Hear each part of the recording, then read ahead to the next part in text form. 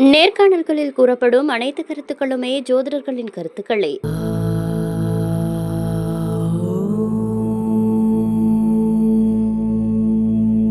ஆன்மீக உண்மை நேயர்களுக்கு வணக்கம். நான் உங்கள் நாகசக்தி அல்வாக்கு ஜோதிடர் கோமலகாந்தி. இன்னைக்கு நம்ம தமிழ் புத்தாண்டை பத்தி நம்ம இப்ப பார்க்க போறோம். அதாவது தமிழ் புத்தாண்டு பார்த்தீங்கன்னா குரோதி மாதம் 30ஆம் நாள் ஞாயிற்றுக்கிழமை இரவு 2:22 மணிக்கு, அதாவது மகர லக்னத்துல சூரிய ஓரையில விஸ்வாவசு வருஷம் பிறக்குது. இந்த வருஷம் பார்த்தீங்கன்னா நிறைய பெயர்ச்சிகள் இருக்கு. அதாவது ராகு கேது பெயர்ச்சி, குரு பெயர்ச்சி, சனி பெயர்ச்சி, அந்த மாதிரி நிறைய பெயர்ச்சிகள் இந்த வருஷம் இருக்கு. ஸோ ஒவ்வொரு பெயர்ச்சிக்கும் சரி, இல்லை இப்போ வர மேஷராசிலேருந்து 12 ராசிக்கும் சரி, என்னென்ன விஷயங்கள் நடக்க போகுது, என்னென்ன பரிகாரங்கள்லாம் அவங்க பண்ணலாம் அப்படின்றத இப்போ நம்ம சோழி பிரசனம் மூலமா போட்டு பார்க்கலாம்.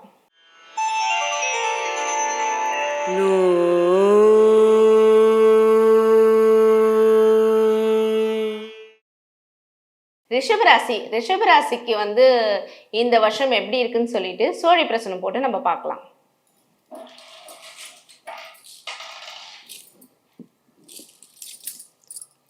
ஓம் நாகத்வஜாய வித்மகே நாகரூபாய தீமகி தன்னோ நாகதேவி பிரசோதயா.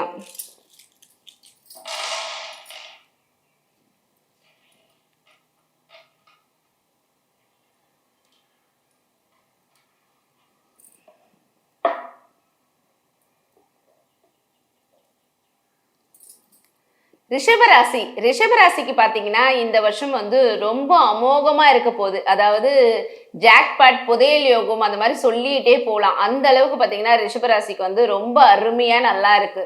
அதாவது இது வரைக்கும் தொழிலில் இருந்த பிரச்சனைகள், கடன் பிரச்சனைகள், ஏதாவது நிறைய கடன் மேலே கடன் வாங்கி ரொம்ப கஷ்டத்தில் இருந்திருப்பீங்க. பட் இந்த வருஷம் பார்த்தீங்கன்னா அந்த கடன் எல்லாம் அடைச்சி உங்கள் அப்பாடா அப்படின்னு சொல்லிட்டு ஒரு இடத்துல உட்கார்றதுக்குள்ள நேரமா பார்த்தீங்கன்னா இந்த வருஷம் இருக்கு. அதாவது காற்றுள்ள போதே தூற்றிக்கொள்ன்ற மாதிரி உங்களுக்கு வர பிரச்சனைகள்லாம் விலகி நிம்மதி கிடைக்க போதும். அதாவது நீங்க என்னதான் நீங்க பிரச்சனைகள் இருந்தாலும் அதை சால்வ் பண்ணக்கூடிய ஒரு வருஷமா பார்த்தீங்கன்னா இந்த வருஷம் இருக்கு. அதாவது கடன் எல்லாம் தீர்ந்து, அதாவது வரும்போது பார்த்தா சொல்லுவாங்க பாருங்க, பணம் வரும்போதே பார்த்தீங்கன்னா சேர்த்து வச்சுக்கணும் அப்படின்னு சொல்லுவாங்க. ஸோ இந்த 2.5 வருஷம் பார்த்தீங்கன்னா நீங்கள் எந்த அளவுக்கு பணத்தை சேர்த்து வைக்கிறீங்களோ அந்த அளவுக்கு பார்த்தீங்கன்னா உங்களுக்கு இன்னும் வாழ்க்கையில் ஒரு முன்னேற்றத்தை காணலாம். நீங்கள் எந்த அளவுக்கு பணம் இல்லைன்னு பிரச்சனையில் அவதிப்பட்டுட்டு இருந்தீங்களோ அந்த பிரச்சனைகள் எல்லாமே தீர்ந்து எல்லா விதத்துலையும் ஏற்றம் கொடுக்க போகுது.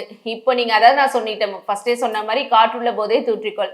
வர பணத்தை சேகரித்து வைங்க. எந்த அளவுக்கு சேகரித்து வைக்கிறீங்களோ லைஃப் லாங்க்கு இந்த பணம் உங்களுக்கு இருக்கும். அதாவது அந்த அளவுக்கு லாபம் கிடைக்கும்னு சொல்லலாம் தொழிலில். இல்லை புதுசாக ஒரு தொழில் பண்ணணும், இந்த பிஸ்னஸ் போதும் அடுத்த பிஸ்னஸ் பண்ணணும்னு நினைக்கிறவங்களும் பார்த்தீங்கன்னா இந்த பிஸ்னஸ்லேயும் வருமானம் வரும், அடுத்த பிஸ்னஸ்லேயும் வருமானம் வரும். அந்த அளவுக்கு எல்லா விதத்துலையும் உங்களுக்கு ஏற்றம் நிறைந்த வருஷமா பார்த்தீங்கன்னா இந்த வருஷம் இருக்கு.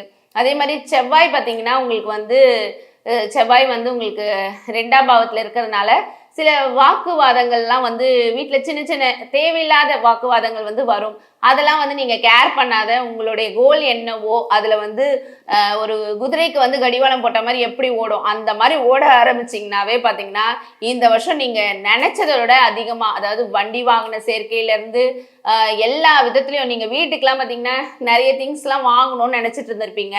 அதாவது ஒரு சும்மா சொல்லப்போனால் ஃப்ரிட்ஜ் பழைய ஃப்ரிட்ஜ் ஆகிடுச்சு, புதுசாக வாங்கலாமா அப்படின்னு யோசிச்சுட்டு இருந்திருப்பீங்க. ஆனால் அதில் பார்த்தீங்கன்னா ஏதாவது ஒரு பிரச்சனை அதை வாங்கலாமா வேண்டாமா, பைசா இல்லையே, அது இப்போ வாங்கினாலும் கடனில் தானே வாங்கணும், இல்லை கிரெடிட் கார்டை தேய்க்கணுமே, அந்த மாதிரி நிறைய விஷயங்கள் யோசிச்சுட்டு இருந்திருப்பீங்க. அதெல்லாம் விட்டுடுங்க. இந்த வருஷம் பார்த்தீங்கன்னா நீங்கள் நினச்ச இப்போ ஒரு வாஷிங் மிஷின் வாங்கணுன்னா உடனே வாங்குவீங்க, ஃப்ரிட்ஜ் வாங்கணுன்னா உடனே வாங்குவீங்க. அந்த மாதிரி வீட்டுக்கு தேவையான பொருட்கள்லாம் நீங்கள் இப்போ வாங்கி போட போகிறீங்க. சோஃபா நீங்கள் ஆசைப்பட்டிருப்பீங்க, சோஃபா நல்ல புஷனோட நல்ல ஒரு சோஃபா வாங்கி போடணும். பட் உங்களால் இப்போ இந்த மாதிரி சோஃபாலாம் நம்மளால வாங்க முடியுமாலாம் நீங்கள் கனவு கண்டிருப்பீங்க. அந்த மாதிரி சோஃபாக்கெல்லாம் வாங்கி போட்டு வீட்டை அழகுபடுத்தக்கூடிய வருஷமாக பார்த்தீங்கன்னா இந்த வருஷம் இருக்குது. நீங்கள் பெயிண்ட் பண்ணணும்னு நினச்சா பெயிண்ட் பண்ணுவீங்க, இல்லை புதுசாக வீடு கட்டி அதை குடிபெயரணும்னு நினச்சா போயிடுவீங்க. அந்த மாதிரி நிறைய விஷயங்கள் எல்லா விதத்துலேயும் ஏற்றம் நிறைந்த வருஷமாக பார்த்தீங்கன்னா இந்த வருஷம் இருக்குது. உங்களுடைய ராசிக்கு பார்த்தீங்கன்னா 5ல் கேது பகவான் இருக்கிறதுனால யாராவது குழந்தை இல்லைன்றவங்க மட்டும் குழந்தைக்கான ட்ரீட்மெண்ட் எடுக்கிறத தவிர்க்கிறது நல்லது.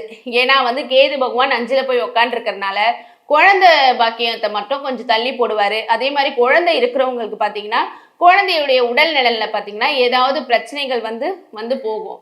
ஸோ அதுல மட்டும் கவனத்தோட இருந்தீங்களா லைஃப்ல முன்னேற்றத்தை காண்பீங்க. குழந்தைங்க விஷயத்துல மட்டும் கொஞ்சம் பாதுகாப்பா பசங்களை வந்து சின்ன உடம்பு சரியில்லைன்னா கூட உடனே ஹாஸ்பிட்டல் கூட்டிட்டு போறது, உடனே கவனிக்கிறது, அதே மாதிரி டியூஷன் விட்டு வரும்போது நீங்க கூட்டிட்டு வர்றது, நீங்க கூட்டிட்டு போய் விடுறது, இந்த மாதிரி ஒரு விஷயங்கள்லாம் வந்து குழந்தைங்களை வந்து கண்காணிச்சுட்டே இருந்தீங்கன்னா குழந்தைங்களால வர பிரச்சனைகள் வந்து உங்களுக்கு தீரும். அதே மாதிரி இப்போ வந்து சனி பகவான் வந்து 10ன்ற தொழில் ஸ்தானத்துல இப்போ இருக்காரு.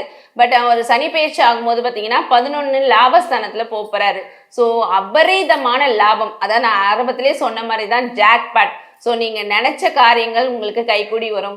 ரொம்ப நாளா ரிஷபராசிக்காரர்களுக்கு திருமணம் நடக்கல, எவ்வளோ பேர் கேட்டுட்டு இருக்காங்க, எப்போ கல்யாண சாப்பாடு போட போறேன்னு சொல்லிட்டுலாம் கேட்டுட்டு இருப்பாங்கன்னு சொல்லி நீங்க சொல்லலாம். பட் அவங்களுக்குலாம் பார்த்தீங்கன்னா அமோகமான வருஷமா இந்த வருஷம் நடக்க போகுது. அதே மாதிரி ஃபாரின் போகணும்னு நினைச்சவங்களுக்கு ஃபாரின் போறீங்க. அதே மாதிரி நிறைய விதத்துல பிரச்சனைகள் தான் நான் மாட்டிட்டு இருக்கேன், எனக்கு வந்து ஒரு அதுல இருந்து விடுபட முடியுமா அப்படின்லாம் ஏங்கிட்டு இருந்தவங்களுக்குலாம் பார்த்தீங்கன்னா நம்மளா இந்த நிலைமையில இருக்கிறோன்ற லெவலுக்கு பார்த்தீங்கன்னா வேற லெவல் ஆக போறீங்கன்னு கூட சொல்லலாம். ஸோ அந்த விதத்துல எல்லா விதத்திலையும் ஏற்றம் கொடுக்கக்கூடிய வருஷமா இந்த வருஷம் ரிஷபராசிக்கு இருக்கு. ஸோ நீங்கள் நினச்ச விஷயங்கள் எல்லாமே கைகூடி வரப்போகுது. அதே மாதிரி பார்த்தீங்கன்னா உங்களுக்கு 11ஆம் பாவத்தில் புதன் இருக்காரு, சுக்கிரன் இருக்காரு, ராகு இருக்காரு. 11ன்றது வந்து லாபஸ்தானம். அங்கே போய் சுக்கிரனும் உக்காண்டிருக்காரு, அதுவும் ராகு கூட உக்காண்டிருக்கும் போது மறைமுகமாக பார்த்தீங்கன்னாவும் பணம் வரும். அதாவது ரொம்ப நாளாக வந்து யாருக்கிட்டையாவது பணம் கொடுத்து வச்சுட்டு இருந்தீங்க, ஆனால் அந்த பணம் வரல, நானும் எவ்வளோ நாளாக கேட்டுட்டு வெக்ஸாகி போயிட்டு விட்டுட்டேன் அப்படின்னு சொல்லிட்டு நீங்கள் நினைக்கலாம். அந்த மாதிரி இருக்கிறவங்க கிட்டலாம் பார்த்தீங்கன்னா அவங்களே வந்து இப்போ எனக்கு பணம் கிடைச்சிருக்கு இந்தான்னு சொல்லி உங்ககிட்ட கொடுக்க போறாங்க. ஸோ அந்த மாதிரி 11ல் பார்த்தீங்கன்னா புதன் இருக்காரு.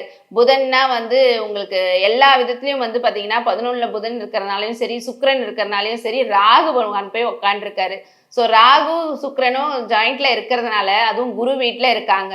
அதே மாதிரி பார்த்தீங்கன்னா எல்லா கிரகங்களும் பார்த்தீங்கன்னா ரிஷபராசிக்கு சாதகமாக இருக்குன்னு சொல்லலாம். ஸோ எல்லா விதத்திலையும் ஏற்றம் குடிக்கக்கூடிய வருஷமா இந்த வருஷம் ரிஷபராசிக்கு இருக்கு. ரிஷபராசிக்கு பார்த்தீங்கன்னா 12ல் சூரிய பகவான் இருக்காரு. 12ல் சூரியன் இருக்கிறதுனால வந்து உடம்புல வந்து இந்த ஹீட் சம்மந்தப்பட்ட பிரச்சனைகள் வந்து அடிக்கடி வந்துட்டு போகும். ஸோ கூலிங்கான பொருட்கள்லாம் வந்து எடுத்துக்கிறது நல்லது. அதே மாதிரி ஏன்னா 12ல் சூரியன்னாவே வந்து உஷ்ணத்தை கொடுப்பாரு. ஸோ அடிக்கடி பாடி ஹீட் ஆகிறது, ஹீட் சம்மந்தப்பட்ட பிரச்சனைகள் வர்றது உடம்பு ரீதியாக, இந்த மாதிரி பிரச்சனைகள்லாம் இருக்கும். ஸோ அதனால நீங்கள் குளிர்ச்சியான பொருட்களை எந்த அளவுக்கு எடுத்துக்கிறீங்களோ அந்த அளவுக்கு வந்து இந்த மாதிரி நோய் வரதை வந்து தவிர்க்கலாம். பரிகாரம், அதாவது சூரிய பகவான் வந்து ராஜாவா வராரு இந்த வருஷம். ஸோ அதனால என்ன பண்றீங்கன்னா இந்த சூரிய பகவானுடைய தானியம்னு பார்த்தீங்கன்னா கோதுமை. ஸோ கோதுமை வந்து நைட்டு ஊற வச்சுட்டு காலையில பசுமாட்டுக்கு கொடுக்கணும். அதாவது எந்த டைம் வேணாலும் கொடுக்கலாம், இந்த நேரம் தான் அந்த நேரம்னு கிடையாது, எந்த நேரம் வேணாலும் கொடுக்கலாம். அதாவது பசுமாடுன்னும் போது 30 முக்கோடி தேவர்கள் பசுமாட்டில் இருக்காங்கன்னு சொல்லிட்டு எல்லாருக்குமே தெரிஞ்சிருக்கும். ஸோ அந்த விதமான பசுமாட்டுக்கு வந்து நம்ம கொடுக்கும்போது நம்ம கிட்ட இருக்கிற பிரச்சனைகள் எல்லா விதத்துலையும் வந்து நன்மைகள் உண்டாகும்னு சொல்லலாம், பிரச்சனைகள் தீர்ந்து. இப்போ நான் சொன்ன பலன்கள் எல்லாமே பார்த்தீங்கன்னா எல்லாம் பொதுவான பலன்கள் தான். அவங்கவுங்க தசா புத்தி ராசி கட்டத்தை வச்சு தான் வந்து முழு பலன்கள் வந்து கணிச்சு சொல்ல முடியும். ஸோ இந்த பதிவு வந்து உங்களுக்கு பயனுள்ளதாக இருக்கும்னு சொல்லி நான் நம்புகிறேன். அடுத்த ஒரு பயனுள்ள பதிவில் நான் வந்து உங்களை சந்திக்கிறேன். நன்றி, வணக்கம்.